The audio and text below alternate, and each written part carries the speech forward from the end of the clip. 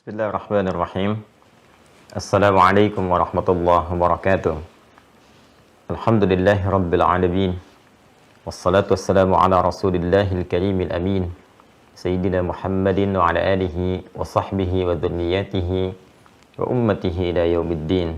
Wa ba'd.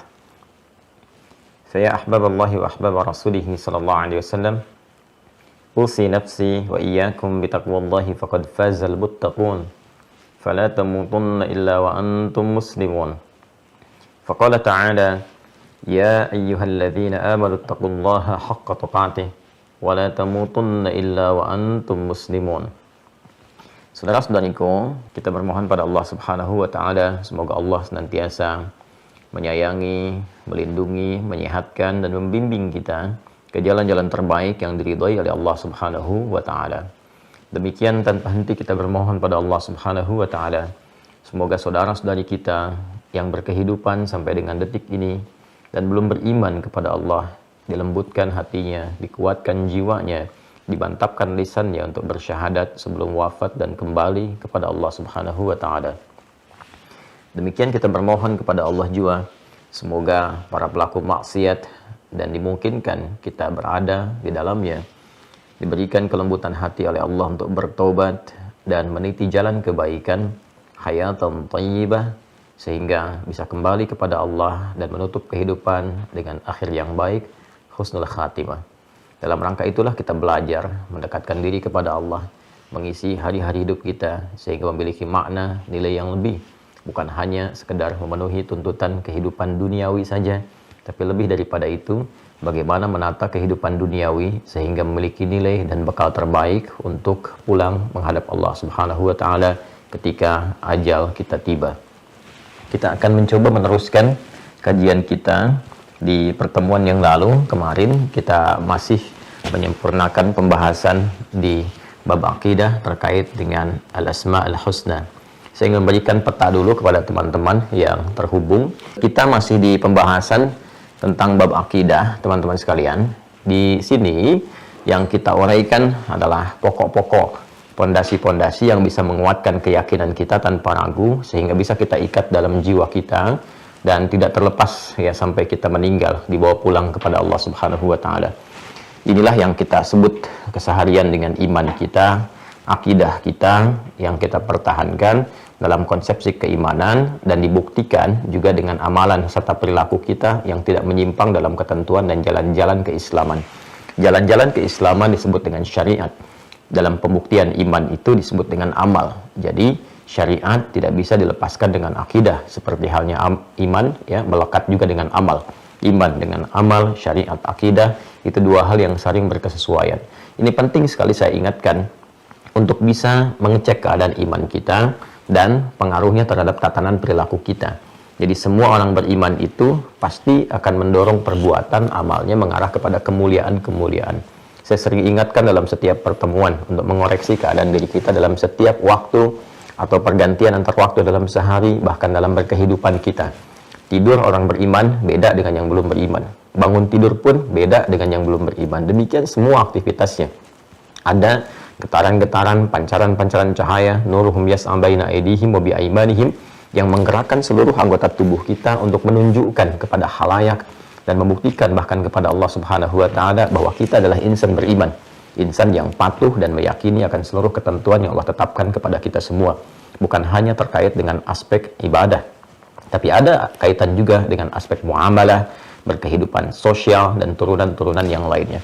Ini kalau kita selalu menyimak pesan Nabi Sallallahu Alaihi Wasallam, khususnya dalam setiap pekan, dalam kesempatan Jumat, atau bahkan di umumnya ta'lim-ta'lim beliau, pengingat ini senantiasa dikaitkan dengan Quran surah ketiga Ali Imran di ayat 102. Ya ayyuhalladzina amanu, hai semua orang telah menyatakan beriman, berakidah, memeluk Islam dalam dirinya, meyakinkan pada jiwanya, ittaqullah, ya tingkatkan takwamu kepada Allah. Saya terangkan di pertemuan lalu, akumulasi dari amal soleh itu sebagai implementasi dari syariat itu akumulasinya disebut dengan takwa, untuk memenuhi cahaya takwa kita.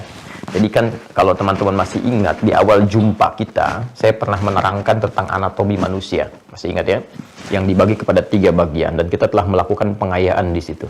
Ya, ada fisik, jism, terkait dengan fisik jasmani, ada kemudian roh, ya penggerak, ini generator kehidupan kita yang membuat kita bisa bernafas dengan izin Allah, berkehidupan, roh.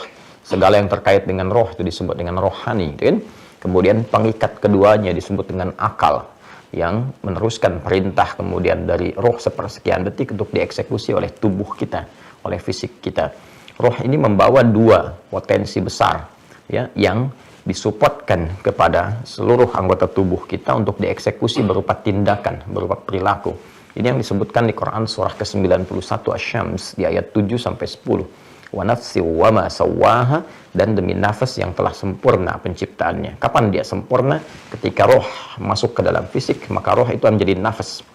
Ya, generator yang menggerakkan kita berkehidupan sehingga bisa bernafas dalam bahasa Indonesia. Nanti prosesnya ada di Quran surah ke-15. Saya ingatkan kembali Al-Hijr ayat 28 sampai 30 itu.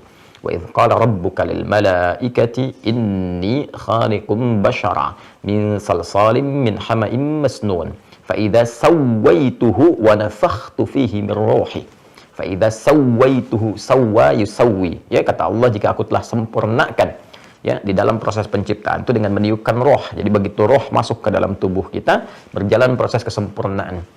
Ya, berlaku dialog, komitmen kita menuhankan Allah dan pemberian kewajiban Allah berupa hak kita yang ada di Quran surah 7 itu, ayat 172 yang telah kita bahas secara detail. Wa idz akhadha rabbuka min bani adama min zuhurihim dzurriyyatahum wa asyhadahum ala anfusihim alastu bi rabbikum qalu bala syahidna an taqulu yaumal qiyamati inna kunna an hadza ghafilin. Ketika kemudian ditiupkan sempurna, maka Allah sampaikan, dia menjadi nafas, manusia bisa bernafas, mulai berkehidupan. Wa nafsi wa ma sawwaha fa alhamaha fujuraha wa taqwaha. Maka di dalam nafas itu ada dua potensi yang menggerakkan kita berperilaku. Ini tidak jemu, ya, saya sampaikan, tidak bosan saya uraikan, karena ini inti kehidupan kita. Jadi semua ekspresi kehidupan kita, iman kita, ditentukan bagaimana kita mengelola jiwa takwa ini. Karena ini adalah bagian terukur yang menggerakkan semua ekspresi hidup kita. Jadi kalau kita nggak bisa kelola ini dengan baik, maka pengaruhnya kepada perilaku kita, pikiran kita, ini akan jadi bermasalah. Dan jadi sebuah santapan besar bagi iblis dan pasukannya berupa setan untuk mengarahkan pada perilaku-perilaku yang kontraproduktif, yang negatif. Ini kuncinya di sini. Ya, di takwa dan fujur. Jadi kita sudah punya cahaya takwa dalam jiwa kita. Nuruhum yas'a baina aydihim wa bi aymanihim. Di cahaya, di potensi takwa inilah, yaitu diletakkan keimanan kita kepada Allah. Iman itu ada di situ. Ya, jadi keyakinan yang kuat, fitrah kita, komitmen kita kepada Allah itu melekatnya lewat jiwa takwa bersamaan dengan roh ditiupkan, membawa jiwa takwa melekat di situ cahaya iman, cahaya fitrah kita yang kita telah berkomitmen itu di dalam kandungan ibunda, ya. Makanya diingatkan, dikuatkan kembali, disebut di Quran surah ke-30 Ar-Rum ayat 30, itu yang disebut fitrah. Fitratallahi allati fataran nasa 'alaiha fa'aqim wajhaka lid-dini hanifa. Maka hadapkan dirimu sepenuhnya kepada ketentuan ad-din. Apa itu ad-din? Quran surah ketiga Ali Imran ayat 19. Innad dina 'indallahil Islam. Dan dasar keislaman itu adalah bersyahadat. Fa'lam annahu la ilaha illallah, gitu kan? Jadi itu sudah membawa fitrah. Makanya disebut fitratallahi allati fataran nasa 'alaiha la tabdila li khalqillah.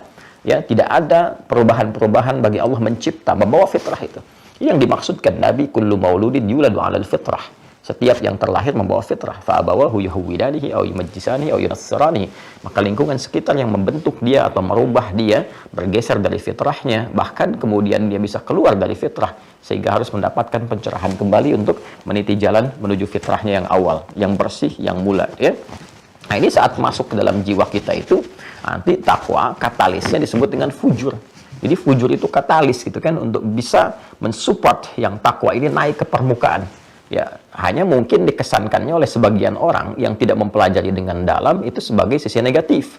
Jadi selalu dipahami begini, ada kekuatan positif dan negatif dalam diri kita. Sebetulnya yang negatif itu kan konsepsi dasarnya, kalau kita bahkan di fisika gitu kan, ataupun di kimia, ya, ada proton, elektron, kemudian di fisika juga gerakan arus listrik itu kan ada arus positif, arus negatif.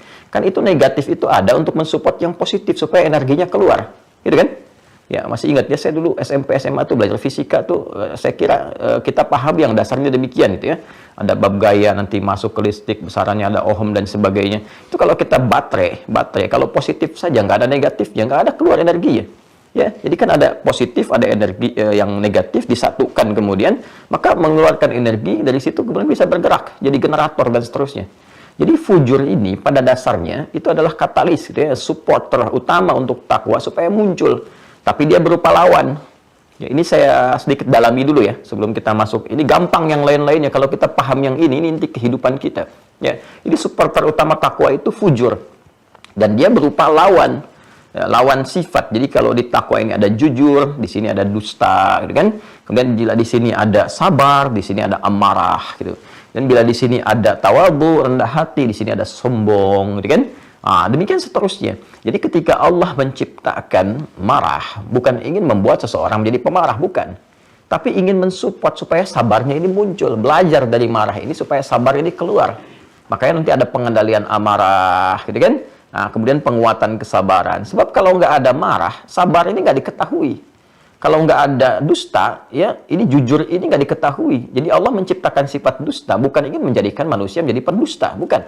Tapi supaya jujurnya ini muncul ke permukaan, belajar gitu dari situ ya. Kemudian sabar juga diciptakan ya, supaya bisa terus naik, memberikan kualitas dalam kehidupan. Cuma dia butuh penguat, butuh katalis. Apa itu? Ya marah.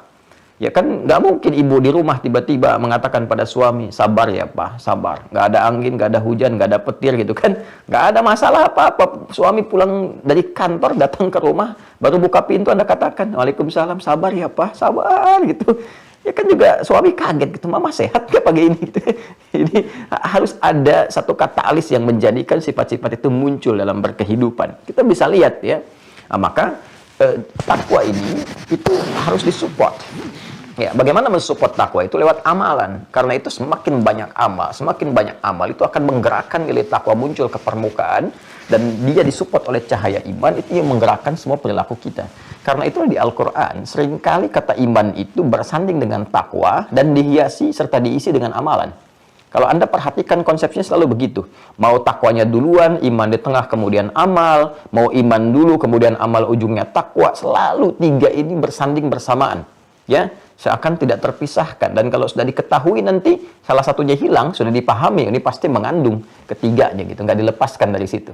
Ya, misal kita lihat derivasi takwa, iman dan amal turunan atau dalam bentuk detilnya. Di Al-Baqarah ayat 2 sampai 5 itu kan jelas. Dzalikal kitabul la raiba fi hudal lil muttaqin. Muttaqin itu kan orang takwa. Siapa orang takwa ini? Ayat 3-nya. Alladzina yu'minuna bil ghaib. Iman kan? Wa yuqimunas shalah. Amal. Ini kan wa mimma razaqnahum yunfiqun. Jadi salat, ya kan? Infak, interaksi dengan Al-Qur'an bagian dari takwa untuk menguatkan iman. Karena itu kalau kita dengar kalimat ya ayyuhalladzina amanu, panggilan bagi orang yang telah punya iman. Imannya itu mesti dikuatkan cahayanya. Bagaimana cara menguatkan cahaya iman itu? Dengan beramal. Makanya kan di awal kita belajar al-islamu imanun wa amalun. Islam itu iman dan amal. Menguatkan iman itu lewat amal, menunjukkan iman lewat amal. Parameter iman itu ya amal. Amal itu menunjukkan keimanan kita. Kalau nggak beramal menunjukkan iman bermasalah. Jelas ya, sholat menunjukkan parameter iman. Nggak sholat, imannya bermasalah. Orang beriman pasti sholat, kan? Demikian seterusnya. Makanya setelah ya ayyuhalladzina amanu itu seringkali akan diiringi dengan amal. Ya ayyuhalladzina amanu, Al-Baqarah 183, hai orang-orang telah menyatakan ia beriman, kutiba alaikumussyam, diwajibkan bagi kalian menunaikan puasa. Puasa itu ya amal, ya kan? Untuk menguatkan iman.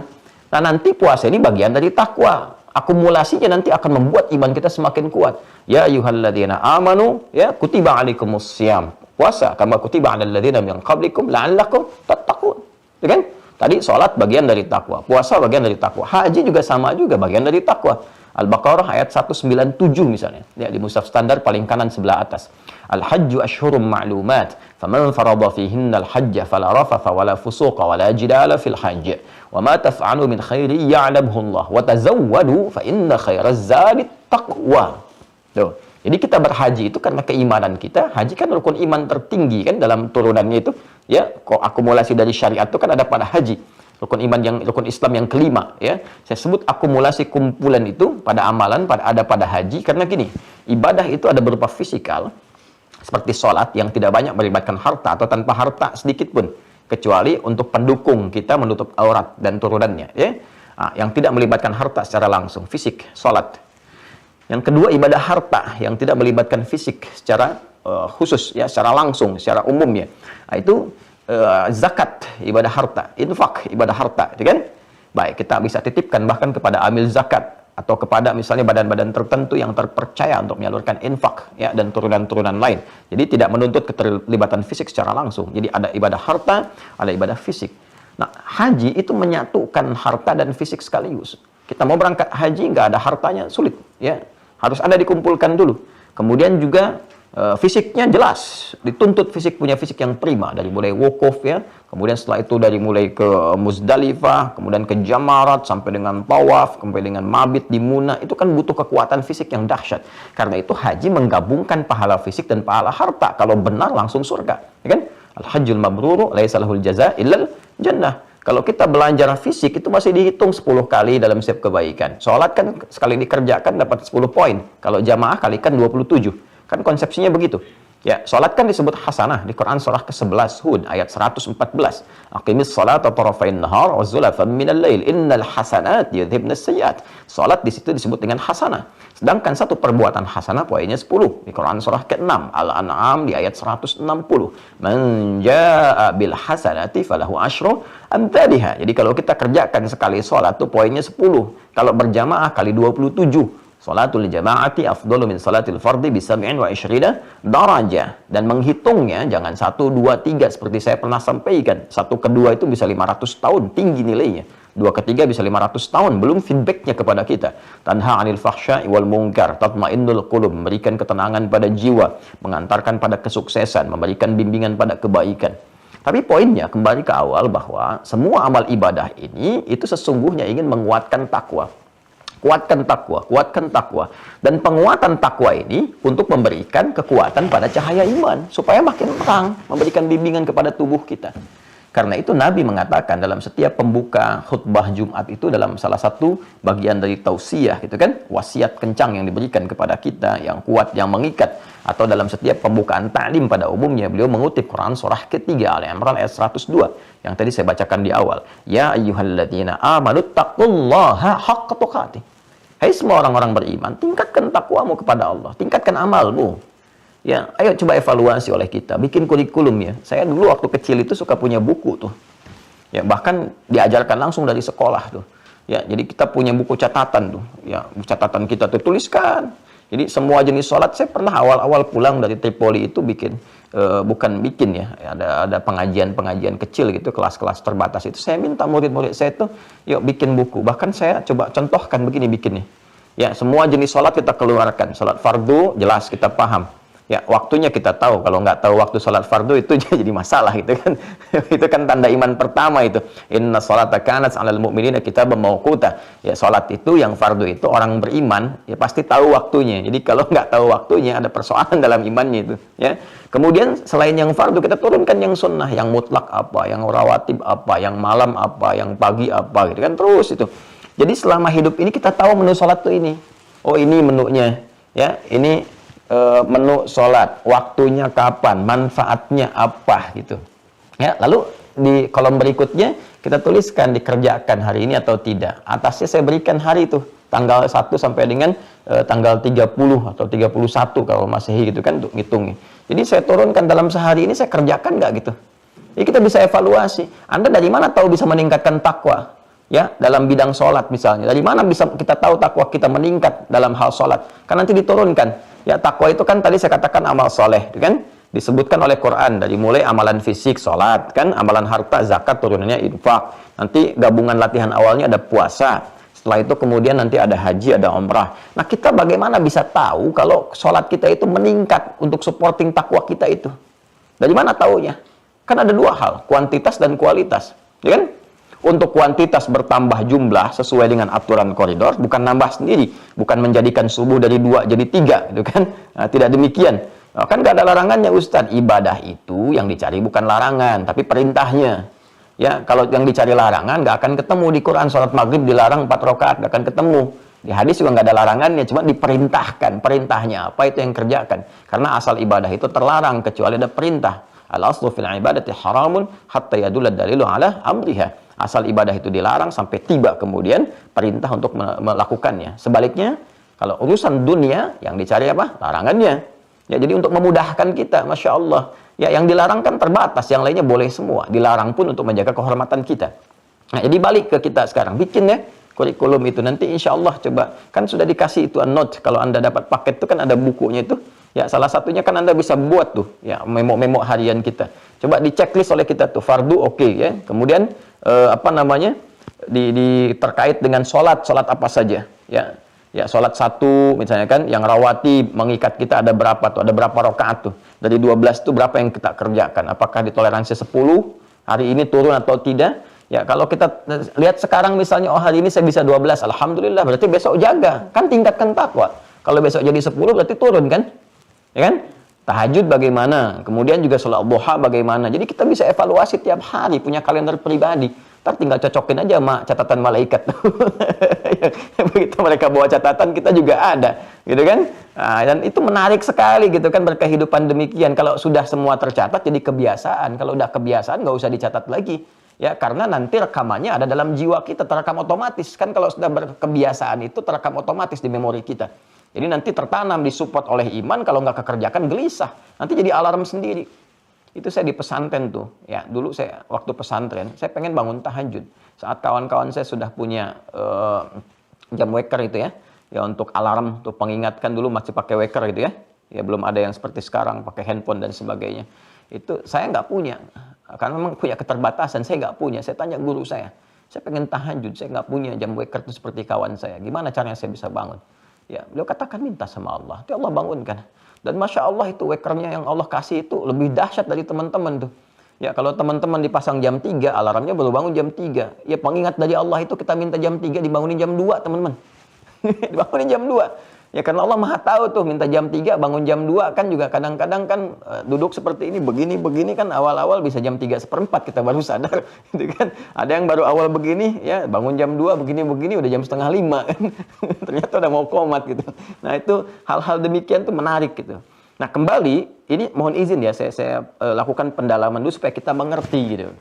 Nah, ini kan nyambung semua. Hai orang-orang beriman, tingkatkan takwamu kepada Allah dengan serius, haqqa tuqati, dengan sungguh-sungguh. Ya, jadi jangan kita sekarang semangat, besok tidak. Mau ujian semangat, setelah kelulusan selesai. Ya kan? Mau uji jabatan semangat, uji kelayakan, fit and proper test, setelah itu kosong lagi gitu. Ya, itu motivasi sementara namanya. Teruskan sampai kita wafat, kan wala tamutunna illa wa antum muslimun. Kebiasaan itu dibawa sampai wafat. Sabarlah. Ya, tolong ingatkan diri kita, saya pribadi dan teman-teman. Kita sabar aja sampai tiba ajal. Setelah itu kan meninggal enak. Kan nggak capek lagi setelah meninggal itu. Ya, kan saya belum pernah dengar ada orang setelah meninggal ada curhat, saya capek nih. Amal itu sekarang aja, tobakan antobak itu sekarang saat hidup. Ada saatnya kita beristirahat untuk sepenuhnya. Jadi berjuang dulu yang sabar. Sampai tiba masa itu kita untuk kembali dan tenang, wafat dalam keadaan tenang. Ya ayat Tuhan nafsul mutmainnah, tenang, wafatnya selesai. Nah, hidup itu kan sederhana, itu jalani seperti ini, pelajari, ini masalah, ini tantangan, ini menyelesaikan, selesai. Nah, nanti apa feedbacknya kalau kita bisa jaga itu sampai kita meninggal? Nanti takwa itu selain memberikan kekuatan pada sinyal dan cahaya iman supaya terang membimbing tubuh kita beraktivitas, nanti feedbacknya adalah pemberian dari Allah untuk kemudahan hidup. Makanya banyak ayat di Quran mengaitkan kesuksesan dan kebahagiaan itu dengan takwa. Ya, misalnya Anda ingin bahagia, ternyata solusinya takwa. Di akhir ayat 189 di surah kedua Al-Baqarah. Surah kedua ayat 189. Lihat ujungnya. Wattaqullaha la'allakum tuflihun. Bertakwalah kalian kepada Allah agar kalian cenderung bahagia. Ya, adik-adik, saya lihat nih adik-adik yang masih belajar nih, kelihatan kan? Apakah misalnya di level SMP kah, SMA kah, di kampus kah? Ternyata penguatan ilmu itu dengan takwa.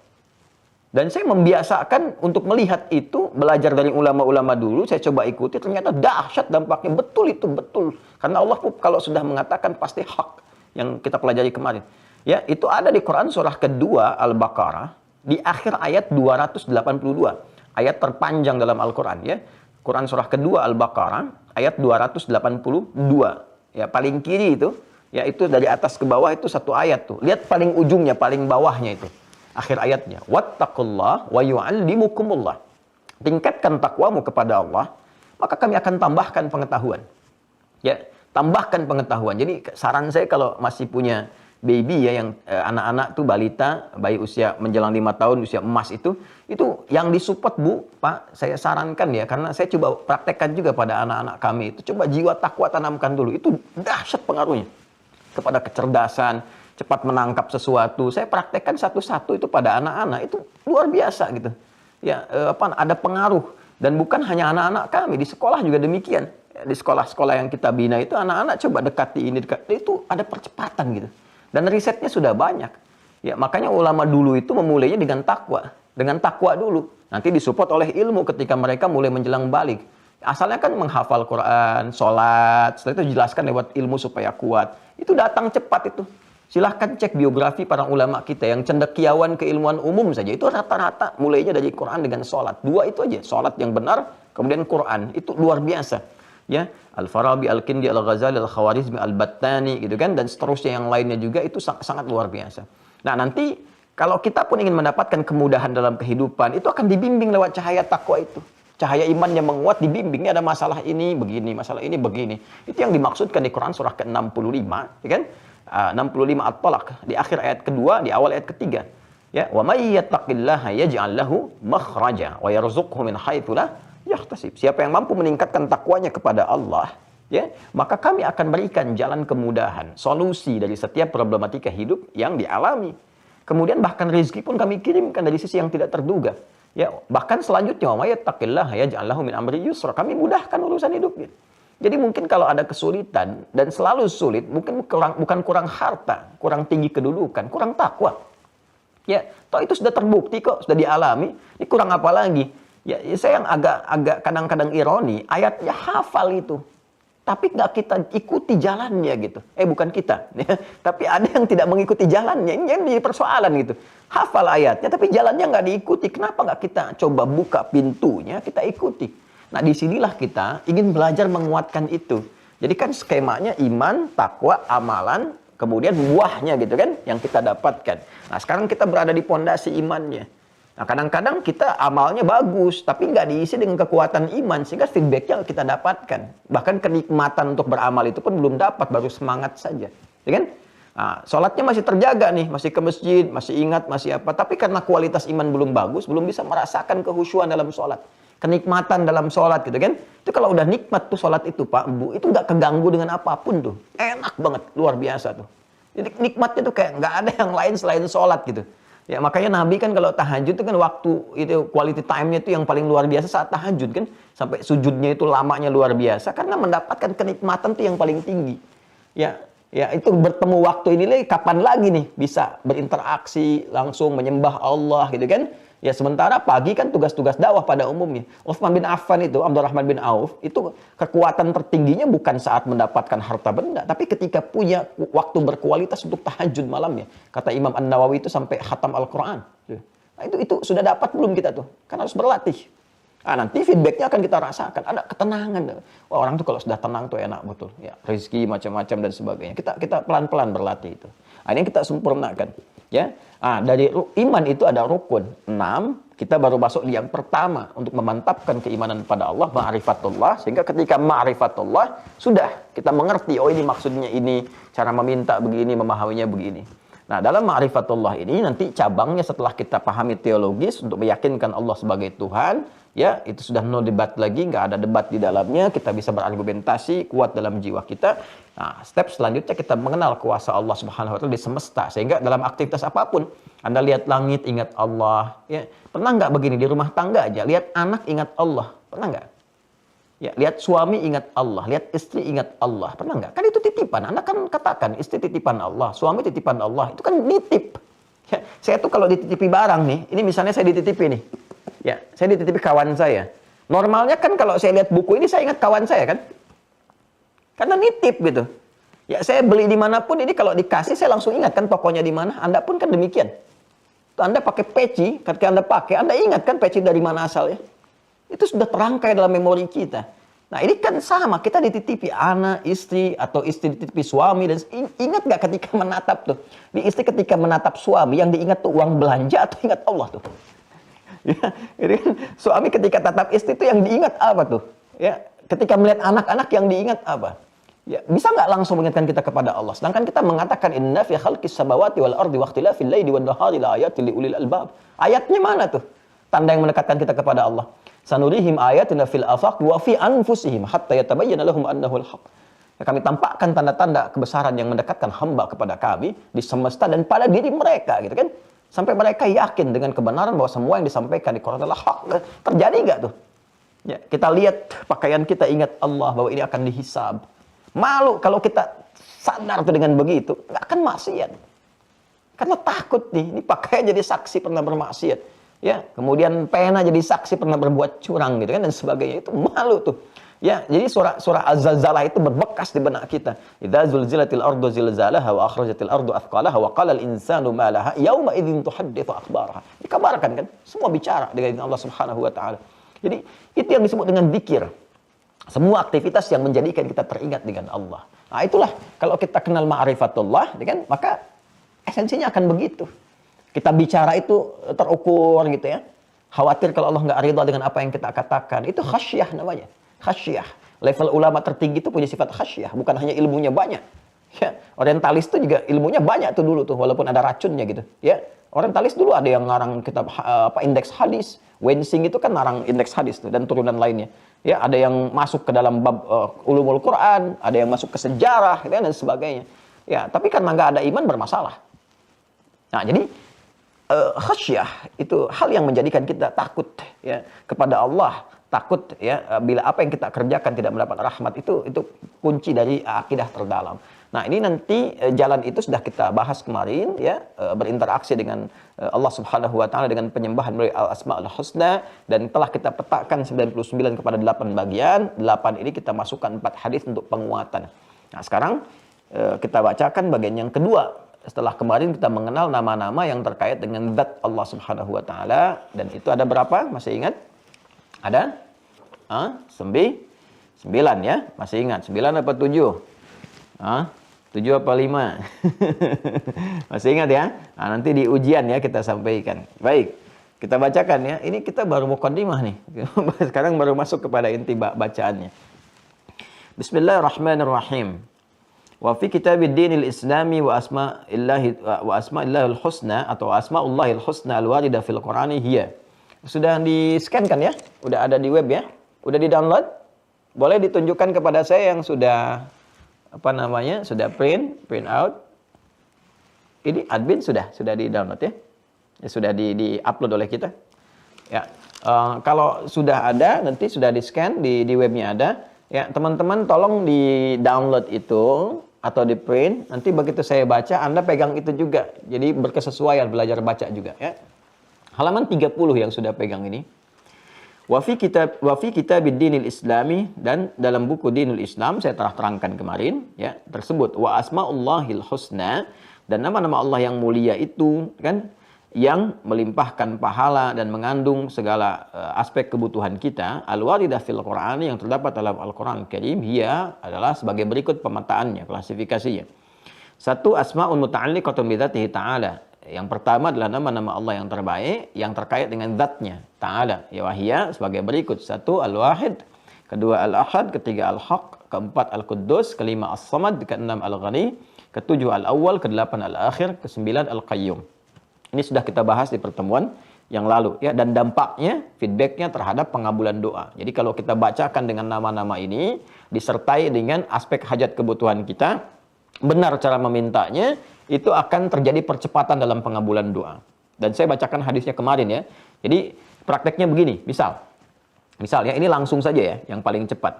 Kita punya hajat terkait apa nih? Terkait rizki misalnya. Rizki ya. Nama Allah yang terkait rizki kan Ar-Razzaq. Ya, Ar-Razzaq. Baik. Dan konsepsinya kita memanggil ya, konsepnya memanggil Allah sesuai dengan kebutuhan kita. Sebut nama Allah yang sesuai kebutuhan kita. Ini ada di Quran surah ke-17 Al-Isra dalilnya. Quran surah 17 Al-Isra ayat 110.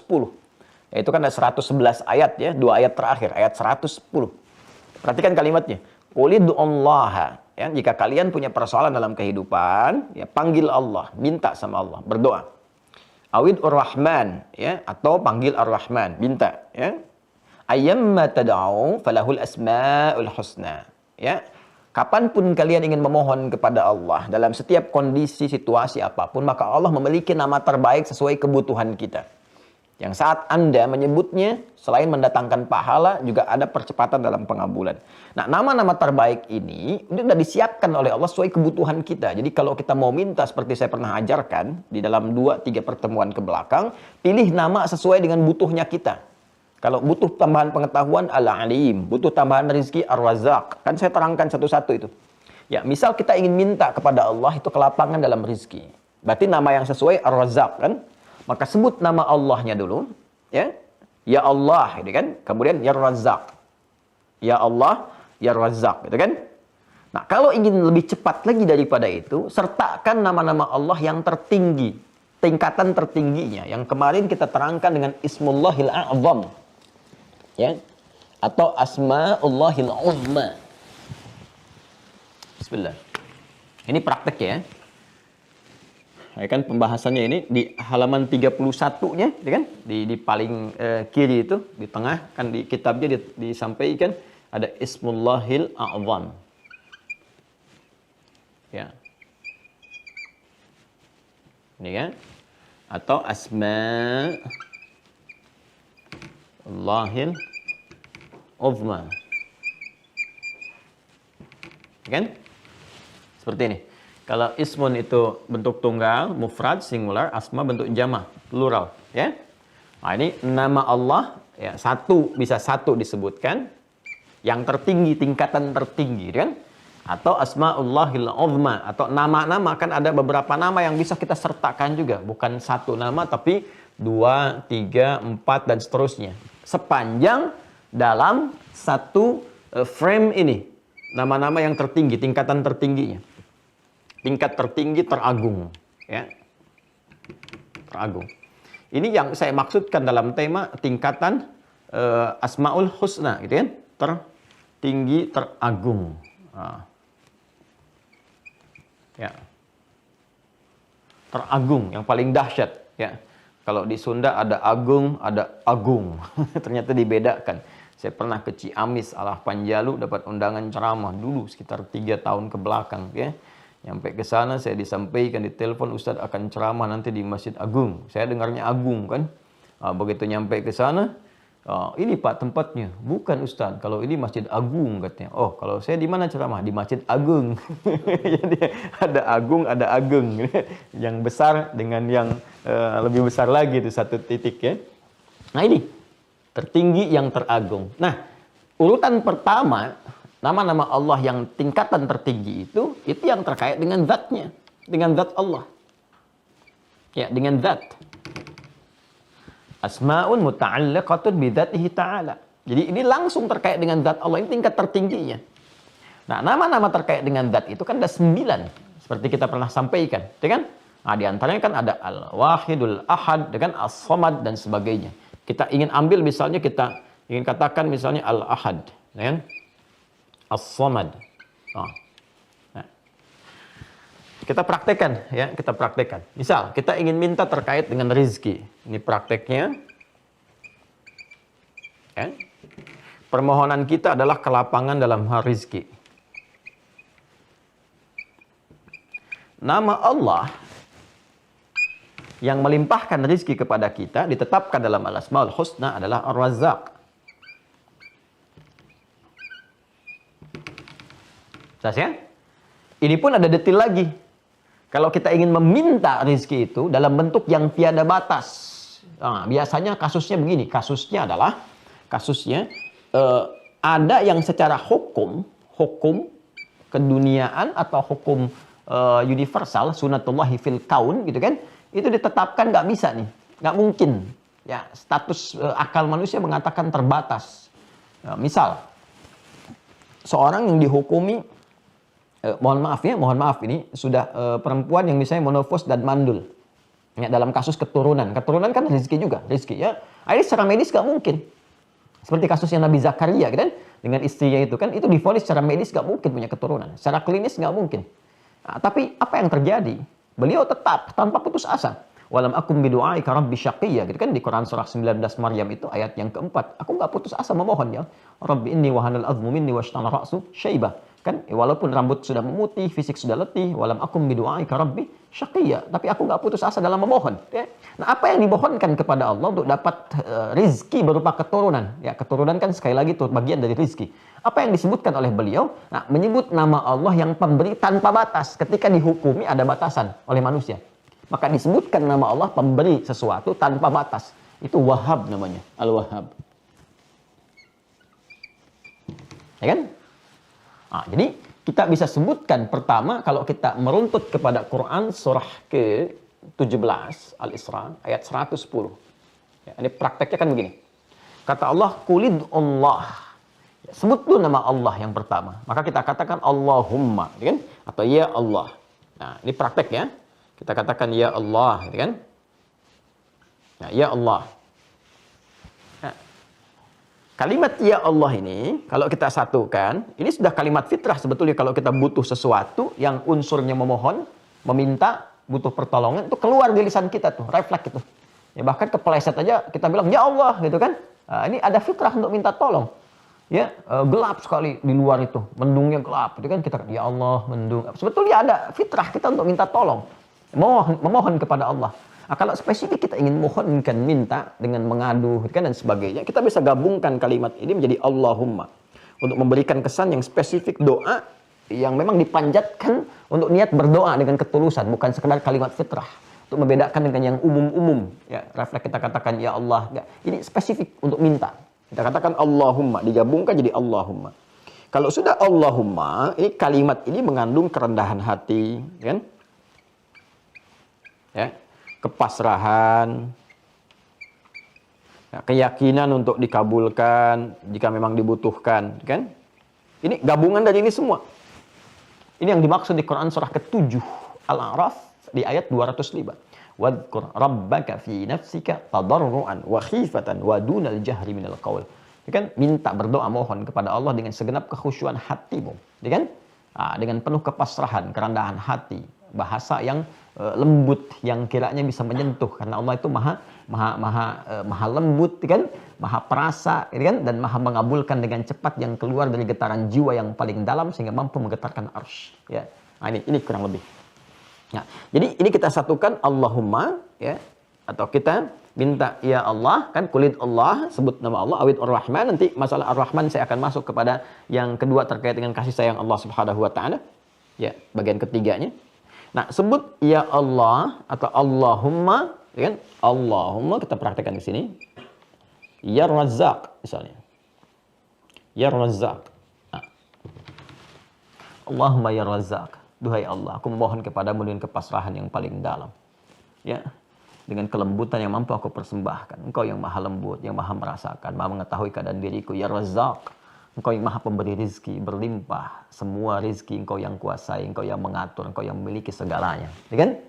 Nah, kalau Anda ingin katakan lagi, misalnya ada batasan kata manusia, Anda sebutkan Allahumma ya Razzaq, Allahumma ya Wahhab. Ya Wahhab. Ya Allah, maha pemberi tanpa batas, yang tidak punya batasan dalam pemberian. Mereka mengatakan kepada aku, ya Allah, makhluk pun mengatakan aku punya keterbatasan. Sedangkan kau maha mengetahui tentang keadaan diriku. Duhai yang maha pemberi tanpa batas. Ya kan?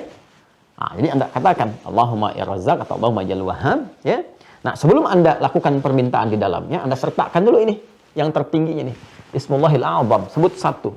Allahumma ya Razzaq atau Allahumma ya Wahhabul Ahad. Ya.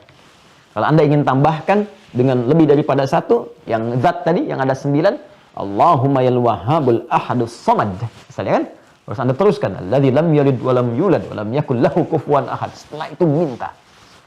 Ya, habli minas salihin. Ini kan ini kalimat yang menunjuk katanya langsung kepada nama Allah yang terbaik dengan sifat pemberian yang tanpa batas. Permohonannya kita bentuk dengan fi'il amr lit talab minal adna ilal a'la. Ya, permohonan dalam bentuk pengajuan yang tulus dari kita hamba yang rendah kepada Allah yang maha segalanya.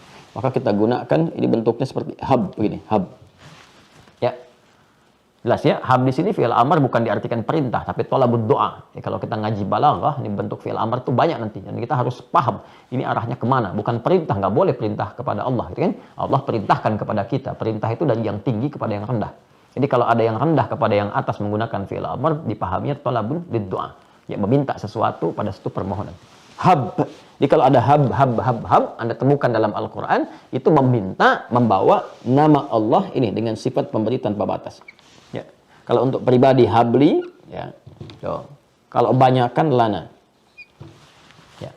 Misal, kita ingin katakan misalnya, Allahumma ya Wahhab, ya Ahadus Samad, alladzi lam yalid wa lam yulad. Allahumma habli minas salihin.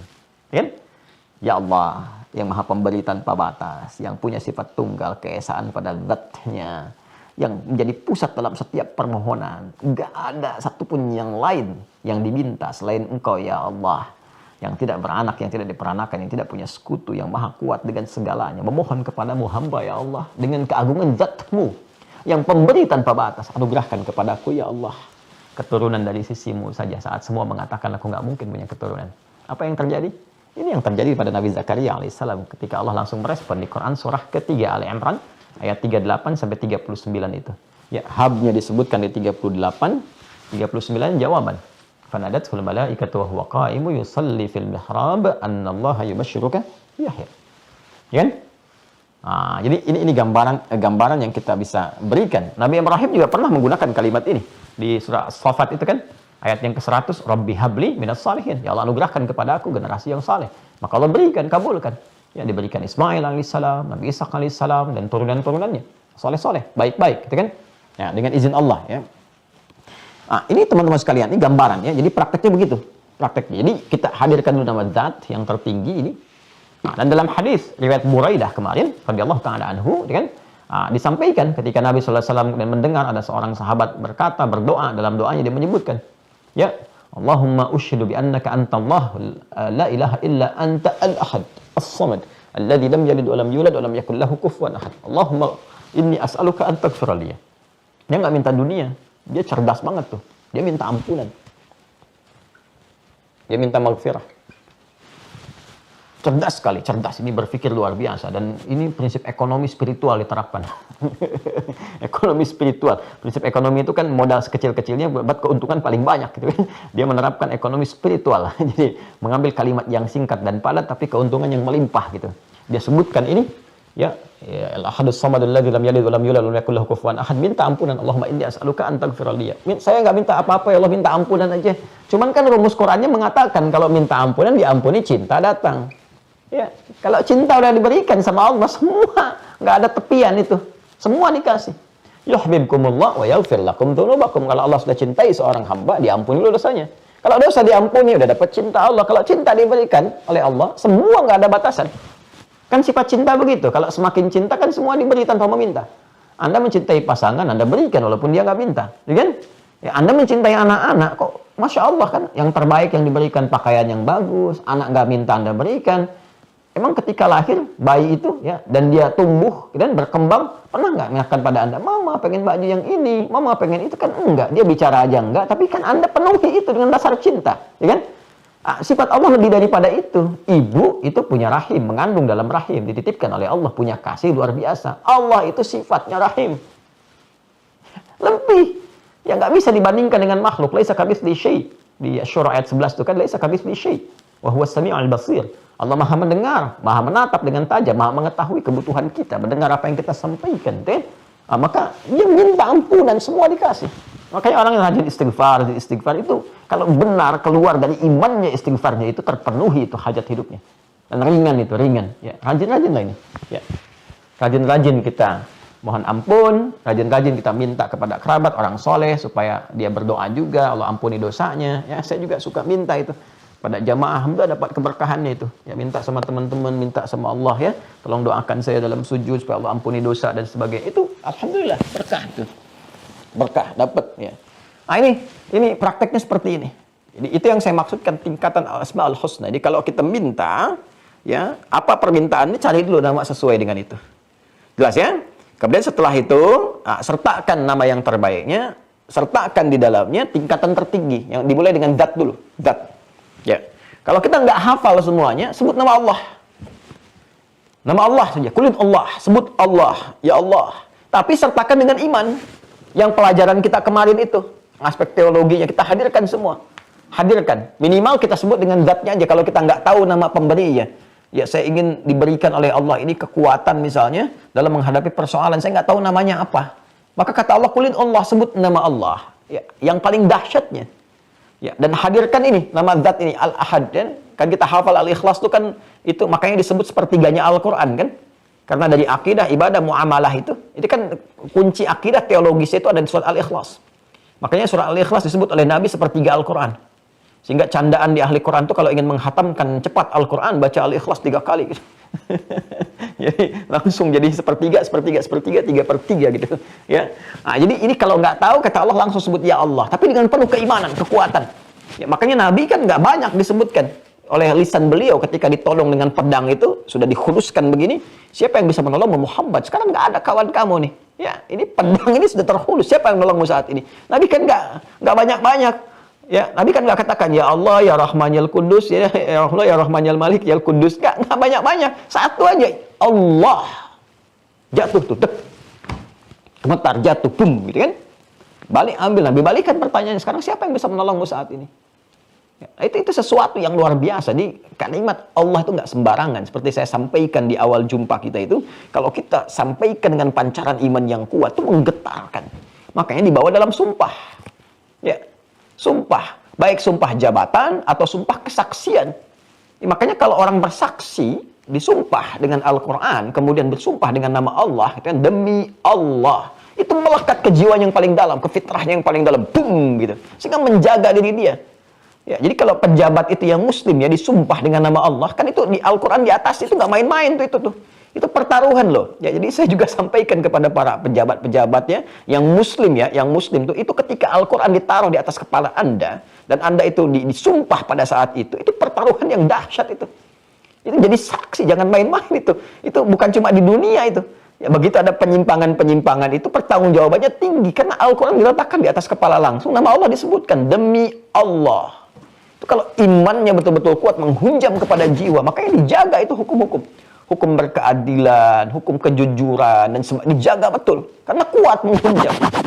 Ya, maka tinggal dilihat saja gitu kan, pada diri kita ya. Saya nggak mau tunjuk orang lain tuh, pada diri kita yang dititipi jabatan. Coba lihat, kalau sumpah itu betul disebutkan dengan lisan kita, kemudian menghunjam kepada iman, itu akan menjaga kedudukan supaya membuat kebijakan-kebijakan yang baik dan nggak akan bertentangan dengan hukum-hukum yang Allah tetapkan, baik hukum sosial misalnya, nggak akan merugikan masyarakat, menjauh dari hal-hal yang buruk, ataupun hukum individual juga, membangun ketakwaan, dia pejabat tetap sholat, tetap tahajud, dan sebagainya. Itu indah gitu. Nah, sekarang coba koreksi diri kita masing-masing dulu. Ya, lihat dulu. Ya, apa passion yang Allah titipkan pada kita. Ini tinggal kita hadirkan. Jadi kalau nggak tahu kita sebut ya Allah, kalau kita tahu, ini rumusnya. Ya, santri mira harus tahu ini. Ya, karena dalam setiap keadaan kita butuhkan ini, ya. Nah, nanti kita pelajari Al-Ahad sudah, Al-Haq sudah, ya. Kalau Al-Haq itu kita kalau dihadapkan pada sesuatu yang membingungkan, ya. Makanya ada doa kan yang diajarkan Nabi, masih ingat? Allahumma arinal haqqa haqqan warzuqna ittiba'ah wa arinal batila batilan warzuqna ijtinabah. Ya, sekarang ini banyak membingungkan nih. Ini begini informasi begini, begitu, ada ustadz begini, ustadz begitu. Kadang-kadang diuji juga kita, gelarnya tinggi, ya. Ada misalnya ustadz, kiai, atau buya, atau macam-macam. Tapi kita bingung, ini hak nggak kalimat yang disampaikan nih. Yang kita kenal dulu itu syahadat itu bahasa iman. Ya, kalimat iman, kalimat penguat jiwa. Sekarang jadi kalimat persatuan. Gitu kan. Ini benar nggak nih? Sementara gelarnya misalnya gelar-gelar keislaman. Gimana kita nih bisa memahaminya? Maka kita katakan, Allahumma ya Allah, ya Allah. Allahumma ya Rabbi, ya Al-Haq. Allahumma arinal haqqa haqqa. Warzuqna ittiba'ah wa arinal batila batilan warzuqna ijtinabah. Ya Allah, Allahumma arinal haqqa haqqan wa innaka antal haqq. La ilaha illa antal haqq. Allahumma arinal haqqa haqqan. Ya Allah, tunjukkan pada kami yang hak itu hak dan berikan kemantapan kepada jiwa kami untuk mengikutinya. Itu kemantapan pada jiwa, itu iman kita. Jadi kalau sedang bingung melihat ini kemana sebetulnya gitu kan. Nah, itu minta kepada Allah bimbingan untuk mendapatkan informasi yang terbaik yang menguatkan pada jiwa kita. Nah, kemudian Al-Quddus ya, mentakdiskan, menyucikan. Jadi kalau kita mendengar ada statement-statement ya yang disematkan kepada Allah yang bertentangan dengan keagungan sifat dan zat-Nya. Ya, misal semua agama sama, menuju pada Tuhan yang sama, cuma caranya beda-beda, gitu kan? Allah dapat dipanggil dengan nama apa saja, tapi disebutkannya dengan nama-nama yang dipertuhankan di tempat-tempat lain yang tidak layak, yang tidak sesuai dengan nama yang telah Allah tetapkan. Allah sudah sampaikan, ini saya punya al-asmaul husna.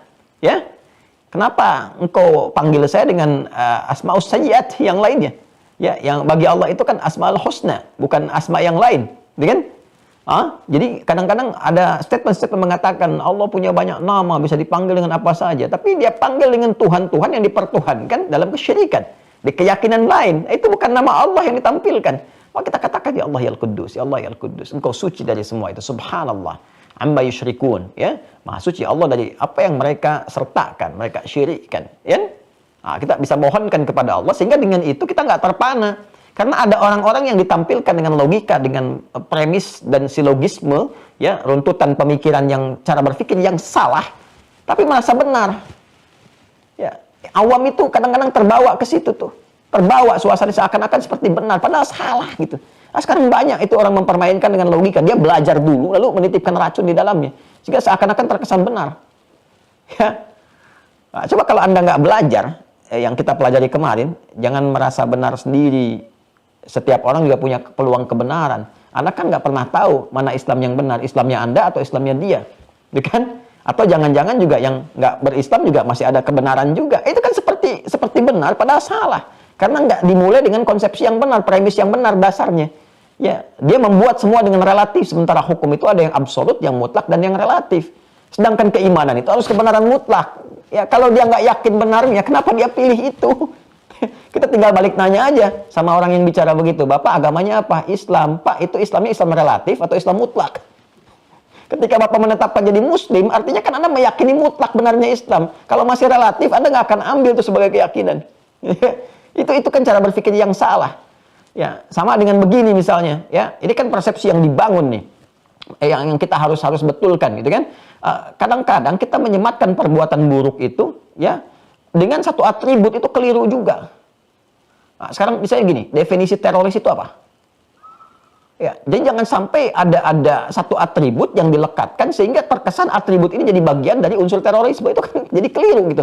Jadi jangan sampai orang tersematkan begini. Saya kalau mau nanam kurma jadi teroris nanti nih kesannya nih. Karena teroris ditangkap dia bisnis kurma misalnya. Ya, atau kotak amal misalnya, ya. Atau pakaiannya celananya naik di atas lutut sedikit, di atas mata kaki misalnya kan, di atas mata kaki gitu, ya. Atau misalnya apalagi tuh yang pakai cadar, yang perempuan dilekatkan demikian, itu dikesankan sehingga jadi atribut. Ini kan jadi pemikiran yang salah gitu. Sejak kapan tanda pada sesuatu melekat pada atributnya itu sejak kapan? Ya. Dan itu nggak konsisten. Ya, waktu di Sarinah itu kan terorisnya itu gaya sekali tuh, pakai topi, pakai celana jeans. Ya, dia nggak pakai celana manusia, celana jin tuh dia pakai juga tuh. Jadi dia pakai celana jin, pakai topi, pakai sepatu skate kan. Itu coba sekarang bisa nggak kita nilai seperti itu? Nah, kayak koruptor itu kan ditangkapnya kan berdasi semua tuh, berjas. Bisa nggak kita ambil kesimpulan semua yang berdasi itu koruptor? Semua yang berjas itu koruptor? Kan nggak bisa begitu. Nah, itu sama kalau kita belajar ilmu mantik, ya, kita bisa katakan silogisme yang salah tuh begini. Misalnya, monyet suka pisang, ya kan? Kemudian kita katakan lagi yang lain, jangan nama orang ya, yang lain saja misalnya. Monyet suka pisang. Sudah, ya kan? Terus ada namanya si buku misalnya. Kalau nama saya sebut nama orang nanti saya dituntut ya. Nah, contoh ya, ini contoh nih, umpama ya. Monyet suka pisang. Terus ada orang namanya si buku suka pisang. Apakah kita akan bikin persamaan buku sama dengan monyet? Kan tidak. Ya. Atau kalau mau lebih gamblang lagi, ini contoh ya, contoh, bukan berarti demikian, cuma contoh aja. Ya. Monyet suka pisang, Asep suka pisang, maka Asep sama dengan monyet. Kan tidak. Itu premis yang salah, silogisme yang keliru. Di ilmu mantik itu keliru gitu. Ya kan tidak demikian. Ya monyet, Asep ya Asep. Monyet itu adalah binatang, Asep itu adalah manusia. Kan nggak bisa disamakan. Nah, ini cara berpikir yang salah gitu ya. Makanya di titik ini penting kita belajar untuk mengukur. Nah, ini kalau kita mendapatkan statement-statement yang tidak jelas tentang perkara keimanan, kita bisa katakan Allahumma ya Al-Quddus, ya Subhanallah. Ya Allah, Engkau terlepas dari semua itu. Engkau yang maha suci, Engkau yang maha agung. Nanti Allah kasih bimbingan kepada hati kita, turunkan hikmah. Jadi nama Allah itu jangan disebutkan saat kita butuh saja, tidak. Ya, ada kejadian berlangsung, sebut nama Allah supaya Allah berikan bimbingan pada kita. Ya, itu Kudus itu mengandung makna Subhanallah. Subhanallah itu dikeluarkan oleh lisan kita, di antara maknanya menepis segala sifat dan sikap yang tidak terkait dengan keagungan Allah.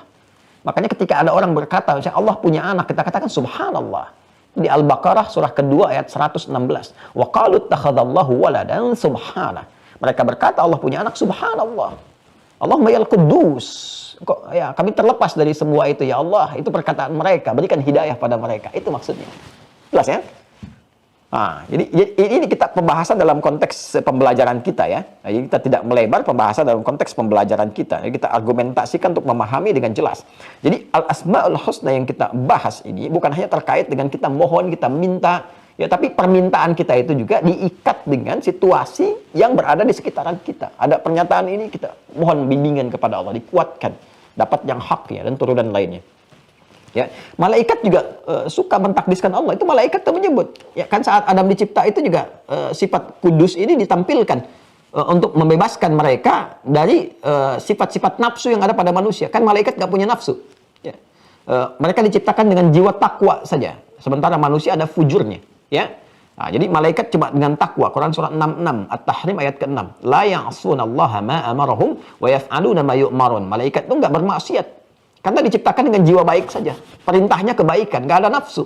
Ya, kan Anda nggak pernah dengar kan malaikat Jibril korupsi ayat? Nggak pernah dengar kan? nggak ada, karena memang nggak ada potensi itu. Ya, di tahun sekian terjadi pernikahan antara malaikat Israel misalnya dengan hamba, nggak ada.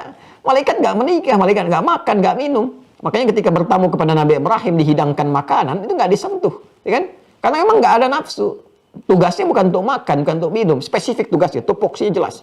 Ketaatan saja, ini yang dikerjakan. Nggak ada aspek lain. Ya, lawan dari malaikat itu, ya, yang nafsunya dengan jiwa sifatnya bukan perilaku. Kalau perilaku nanti ke setan. Makanya di Quran disebutkan malaikat 88 kali, setan 88 kali. Tapi pembentuk ya dasar penciptaannya itu dengan jiwa takwa malaikat. Lawannya hewan. Ya, bentukan asalnya itu nafsu saja. Maka hewan nggak punya jiwa takwa. Jangan menuntut ketakwaan kepada hewan. Jadi kalau hewan misalnya, kucing kalau sudah datang hasratnya di depan Anda juga dilakukan. Jangan Anda katakan dasar kucing ini kurang takwa. Memang kucing nggak bertakwa. Ya, kucing itu pakai insting, pakai feeling. Binatang demikian. Nah, kita dalam diri kita ada gabungan antara jiwa binatang itu, yang fujur itu dengan malaikat takwa. Maka menjadi bashar namanya. Jadi bashar. Nah, sifat basyariah ini yang menjadikan kita itu bertarung. Maka ketika kita dapat takwanya tinggi di atas malaikat. Ya. Tapi ketika kita misalnya melakukan perbuatan rendah, bisa di bawah hewan. Karena hewan nggak punya jiwa takwa, wajar melakukan perbuatan yang rendah. Ya, sebetulnya kita nggak bisa marah sama hewan gitu, karena hewan tuh nggak punya jiwa takwa. Pertanggungjawabannya dengan instingnya melayani kehidupan. Jadi kalau ibu sedang ngepel lantai, ada ayam buang kotoran, jangan marahi. Dasar ayam ya memang begitu, dia nggak punya kontrol takwa di situ. Ya, tapi kalau manusia berbuat salah di bawah standar kesalahannya, di bawah sifat lupanya, melebihi hewan bahkan. Sapi kan sekarang makannya rumput. Ya, sampai sekarang kan masih rumput, ya kan? Manusia itu ada yang makan aspal. Itu manusia itu ada yang makan aspal, makan jalan, makan tembok gitu kan. Itu kan aspal yang harusnya 5 lapis, tinggal 2 lapis, 3 lapis. Yang makan siapa? Karena sapi lewat situ nggak pernah makan aspal. Gitu. Nah, kan itu yang dimaksud apa namanya? Kal an'ami balhum adall. Ya di Quran surah ke-7 itu, ya Al-A'raf itu. Yang di ayat 179, walaqad dzara'na li jahannama katsiran minal jinni wal insi lahum qulubun la yafqahuna biha lahum a'yunun la yubsiruna biha lahum adhanun la yasma'una biha ulaika kal an'ami bal hum adall. Kan? Ada manusia yang di bawah hewan standarnya gitu. Itu yang bermasalah. Kembali malaikat saja itu mentakdiskan Allah. Wa nahnu nusabbihu bihamdika wa nuqaddisu lak. Ya, yang Al-Baqarah ayat 30 itu. Wa idz qala rabbuka lil malaikati ya, wa idz qala rabbuka lil malaikati inni ja'ilun fil ardi khalifah. Qalu ataj'alu fiha may yufsidu fiha wa yasfiku dima wa nahnu nusabbihu bihamdika wa nuqaddisu lak. Tasbih disandingkan dengan takdis. Ya karena perwujudan kalimat takdis itu pada tasbih. Subhanallah, subhanallah, subhanallah. Itu kita sedang mensucikan Allah. Orang yang biasa mengatakan subhanallah, subhanallah, subhanallah, latihan itu 33 kali setiap setelah selesai sholat, dikalikan 5 itu, setiap hari dia begitu. Maka nggak mempan kalimat-kalimat di luar yang mendatangkan kalimat-kalimat bertentangan dengan sifat Allah. Jadi orang yang biasa tasbih itu nggak akan mempan tuh kalimat-kalimat semua agama sama, Tuhan bisa dipanggil dengan apa saja, itu nggak akan mempan. Yang ada itu adalah perasaan-perasaan yang ini nggak penting gitu. Ya, jadi fitrahnya langsung menolak. Jadi subhanallahnya itu muncul sinyal takdis dalam dirinya untuk mensucikan Allah itu muncul. Tapi kalau Anda berlatih dengan subhanallah, tapi nggak muncul sikap itu, ada yang salah tuh dengan kalimatnya. Berarti diucapkan tanpa nilai iman, tanpa kekuatan dalam jiwa. Ya, apalagi yang nggak pernah sholat tuh wajar itu. Ya, yang nggak pernah sholat tuh kelihatan wajar itu. Ya, apa saja bisa dilakukan.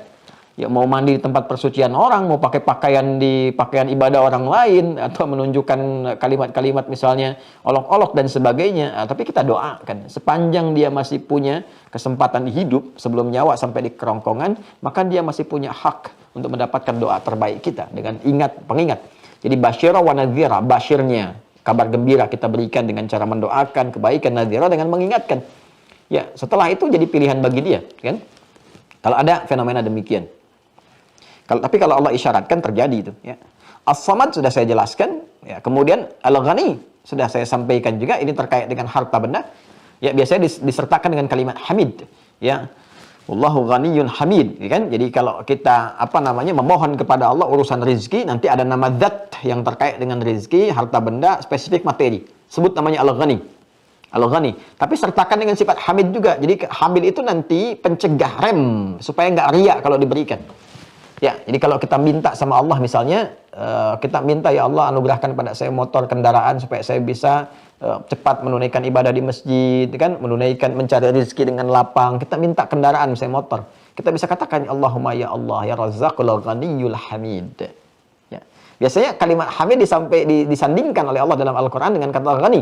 Untuk apa? Untuk memberikan kesan bahwa ini ya, kalau sudah dapat rezekinya, ya dapat itu, jangan ingin terkesan ingin dipuji, karena semua pujian kembali kepada Allah. Jangan ria, karena yang layak untuk diberikan pujian, penghormatan itu semua kembali kepada Allah. Toh kita cuma titipan saja sifatnya, gitu ya. Maka ketika dapat hartanya itu, Allah menjaga attitude kita juga, menjaga sikap kita supaya tidak tampil berlebihan. Ya, jadi kalau Anda minta hartanya saja, tidak dengan penjagaan sikapnya, dikhawatirkan ketika nanti motornya dapat, biasanya tinggal jarak rumah itu ke masjid dia cuma misalnya 500 meter, tapi kita minta motor itu supaya penguatan cepat ini. Anda bisa belok dulu tuh jarak 2 kilo supaya ke masjid. Ya, tin ke tetangga, mari Pak ke masjid, cuma ingin ngasih tahu sekarang Anda punya motor, kan ini masalah. Ya, atau terjaga dari sifat-sifat yang kontraproduktif gitu. Al-awwal, al-akhir, al-qayyum, ya. Jadi al-awwal, al-akhir kita sudah paham. Ya, jadi kalau sudah ada statement-statement bertentangan dan sebagainya yang terkait dengan sifat Allah Subhanahu wa taala, kita bisa mohon kepada Allah dengan membawa nilai-nilai kemuliaan termasuk zat-Nya yang menguasai segala hal sampai yaumul akhir. Ya, jadi kita bisa katakan begini kalau kita sangat terdesak dan luar biasa, kita katakan, ya Allah, gitu kan, Engkau pemilik segalanya. Jangankan yang sekarang, yang dulu pun Engkau miliki karena Engkau al-awwal, kan? Baik. Ya Allah, jangankan yang sekarang, di puncak kehidupan bagi makhluk pun Engkau pemiliknya karena Engkau tidak punya batas. Allahumma innaka antal awwal, innaka antal akhir. Kan? Ya Allah, sebagaimana masalah ini berawal, tolong akhiri dengan sifat-Mu yang maha mengetahui awal dan akhir segala sesuatu. Ya, indah kalau kita tahu itu. Ya kan? Kita minta kepada Allah, ya Allah, Engkau yang maha mengetahui sejak bahkan sebelum tiba asalnya, karena Engkau al-awwal. Engkau yang maha tahu ujungnya, karena Engkau tahu segala hal, karena Engkau al-akhir, batas yang tidak punya ujung. Ya Allah, persoalan ini menyelimuti hamba sampai saat ini. Hamba tidak tahu kapan berakhir. Ya Allah, dalam rumah tangga ini Engkau titipkan ujian, hamba yakin untuk meningkatkan kualitas hamba. Namun sampai saat ini hamba belum menemukan solusi, ya Allah. Engkau yang mengetahui awal dari semua ini, dan Engkau mengetahui akhirnya. Duhai al-awwalil akhir. Ya Allah, berikan solusi dari persoalan ini. Akhiri ya Allah dengan jalan terbaik, solusi yang paling indah yang Kau bisa berikan. Pernah nggak minta itu? Nah, itu enak kan? Kita dengarnya aja, kita bacakan itu merasa tentram kan, nyaman kan? Ya, apalagi kalau kita tahu itu gitu. Masalah itu kan selalu ada untuk meningkatkan kualitas hidup, ya kan? Di rumah tangga, ya kan? Kemudian di kantor, di kehidupan sosial, kita bisa minta ini. Ya. Nah, ini kan nama terkait zat, tapi itu diwujudkan kepada kita, ditempatkan untuk memberikan solusi pada kita supaya minta dengan keagungan nama itu. Ya, Al-Qayyum yang maha menegakkan, mengatur dan sebagainya. Itu bisa dimintakan kepada Allah saat kita berada dalam keadaan-keadaan memohon kekuatan, dukungan yang berkehidupan kuat, ya, termasuk juga motivasi tertinggi, termasuk juga saat kita pesimis dengan apa yang bisa kita kerjakan, datang itu, gitu kan? Kita minta kepada Allah untuk menghidupkan suasana gairah kita, kekuatan kita, fisikal kita, semangat berjuang kita, minta kepada Allah. Karena sifat qayyum Allah itu mencakup semua, bukan qayyumus samawati wal ard saja, langit dan bumi saja, tapi juga kepada hambanya, memberi kekuatan, penegakan. Kita bisa katakan, ya Allah, seperti Engkau jadikan langit kuat tanpa tiang. Ya, Kau jadikan lautan, ya Allah, terbentang begitu luasnya dengan segala keindahan dan kekuatan. Ya Allah, yang begitu mudah menguatkan langit, memantapkan bumi, maka mohon mantapkan jiwa hamba, ya Allah. Berikan kekuatan pada fisik hamba untuk berjuang, mencari nafkah di hari ini. Allah yang menegakkan, menggerakkan, mohon tegakkan, gerakkan diri hamba supaya tidak pesimis mencari nafkah dalam kehidupan. Di suasana pandemi ini, ya Allah, Engkau yang mengatur rezeki, Engkau yang telah menetapkan, Engkau yang berjanji yang tidak mungkin mengingkari janjimu, ya Allah. Berikan kekuatan kepada hamba, tegakkan, ya Allah, fisik hamba, tegakkan, kuatkan mental hamba untuk berjuang, berikhtiar seperti Engkau perintahkan. Ya Qayyum, Ya Qayyum as-samawati wal ard. Wahai Allah penegak langit dan bumi, tegakkan, kuatkan jiwa hamba. Nah, setelah itu selesai, tawakal, datang ke masjid, katakan, ya Allah, saya sudah berikhtiar seperti apa yang telah Engkau perintahkan, maka saya bertawakal kepadamu akan hasil yang telah Engkau janjikan. Jika dengan semua ikhtiar yang telah hamba tunaikan belum mampu mendatangkan apa yang telah Engkau janjikan, mohon tunjukkan kepada hamba di rumahmu ini, ya Allah, dalam keadaan hamba bersujud, dengan cara apa lagi hamba mesti memohon. Itu enak sekali saat diucapkan, dan getaran kepada jiwa begitu dalam, itu menggoncang aras gitu. Ya, makanya saya sering katakan, kalau sudah bekerja itu mampir dulu ke masjid, supaya suasana hati tenang gitu, nggak risau dengan kegiatan bising jalan, ya, kemudian perdebatan yang terjadi di kantor, capek, lelah itu. Kita mampir ke masjid, salat 2 rakaat, pulang ke rumah tuh aura masjid. Ya, enak ketemu pasangan, enak ketemu anak-anak tuh enak gitu kan. Nyapanya enak, mainnya enak, lelah tuh hilang gitu, penat tuh hilang. Langsung bisa bercanda, main kuda-kudaan, anak yang naik, bapak jadi kudanya dan sebagainya, main mobil-mobilan dan sebagainya, main gendong-gendongan, itu luar biasa gitu. Ya, jadi ada praktek dari semua yang kita pelajari ini menghadirkan keindahan. Saat kita mau, agama itu kan indah dan ilmu itu indah saat dipraktekkan. Ya. Ya, Anda tidak bisa berkata demikian, semua akan indah pada akhirnya. Tidak demikian juga, Cepi. Ya, pada akhirnya indah, tapi indah itu akan tiba ketika ikhtiar mengiringi, tidak dengan angin surga yang diangan-angankan saja gitu. Ya, nah, itu kurang lebih demikian lah. Ya. Halo, assalamualaikum. Kenapa kita menjadi kaku sesaat gitu? Jadi coba fitrah kita sentuh ya, kita sentuh dengan baik. Kemudian kita ambil dulu ya. Ini kan pendalaman yang pertama ya. Sekarang kita ambil yang kedua secara singkat. Asma'un muta'alliqatun bitakwin. Nah, ini penting juga ya. Asma'un, lihat kitabnya ya. Nomor kedua, asma'un, nama-nama Allah muta'alliqatun bitakwin. Yang terkait dengan pembentukan, penciptaan. Ya. Pembentukan, penciptaan sesuatu. Jadi ini urutan kedua. Jadi kalau yang pertama terkait dengan zat, jadi kalau Anda minta kepada Allah, ya kan? Segala hal yang dipercepat, sebut nama yang terkait dengan zatnya sesuai dengan situasinya tadi ya. Kan saya sudah sebutkan kapan kita menyebut Al-Wahidul Ahad, Al-Haq kapan, Al-Quddus kapan, nanti putar kembali rekamannya ya. Nah, sekarang nama yang terkait dengan takwin itu ada 4. Tingkat kedua nih ya, tingkat kedua setelah yang pertama tadi, yang kedua. Ini klasifikasikan dibuat oleh penulis kitab ini. Pertama Al-Khaliq, Al-Khaliq. Nanti sifat takwin ini nanti terkaitnya macam-macam. Kalau terkait dengan diri kita, misalnya maaf ya, ada persoalan terkait dengan fisik misalnya, ya sakit. Terus kemudian terkait dengan kelancaran dalam kelahiran, kan? Terus memohon supaya yang di dalam kandungan itu tercipta dalam keadaan yang baik, lancar. Ya, lahir dalam keadaan yang perempuan tampil cantik, baik, laki-laki ganteng, tampan, soleh, gitu kan? Ya. Nanti ini nama-nama terbaik untuk minta. Bukan cuma belajar lewat surat-surat Quran. Nanti ada turunan. Para ulama kan ngasih rumus singkat kan. Anda pernah dengar nggak? Kalau bayinya pengen lahir tampan, ganteng, cerdas seperti Nabi Yusuf. Misalnya ya, baca surat apa? Surat Yusuf. Baca surat itu begitu lahir perempuan. Jadi ini baca itu yang dimaksudkan bukan sekedar baca, pelajari isinya. Bagaimana Nabi Yusuf dirawat, dididik, disiapkan dari kecil. Jadi ketika diberi nama pun lahir laki-laki, maka Anda sudah siap mendidiknya. Ya, yang perempuan cantik lahir taat sama Allah pada orang tua baca surat Maryam, baca itu dipelajari sehingga ibunya seperti Hannah, bapaknya seperti Imran. Jadi begitu anaknya lahir disiapkan pendidikan yang sudah dipelajari sebelumnya. Itu maksudnya. Jadi kalau dibaca surat itu sampai kiamat kurang 2 hari nggak dididik sama aja nanti. Ya, kembali kepada asal. Satu Al-Khaliq, kedua Al-Bari. Al-Bari. Ketiga Al-Musawwir. Al-Musawwir, Al-Khaliqul Bari'ul Musawwir. Ketiganya ditemukan di Quran surah 59 Al-Hasyr di ayat ke-24, ayat terakhir. Ya. Wallahul Khaliqul Bari'ul Musawwir lahul asmaul husna. Quran surah ke-59 surah Al-Hasyr ayat 24, ayat terakhir.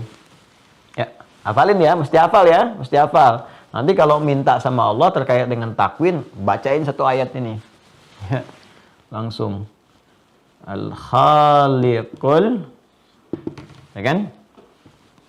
Bari'ul Musawwir. Nah, ada tambahan satu lagi. Nah, ada 4 ya semuanya ya.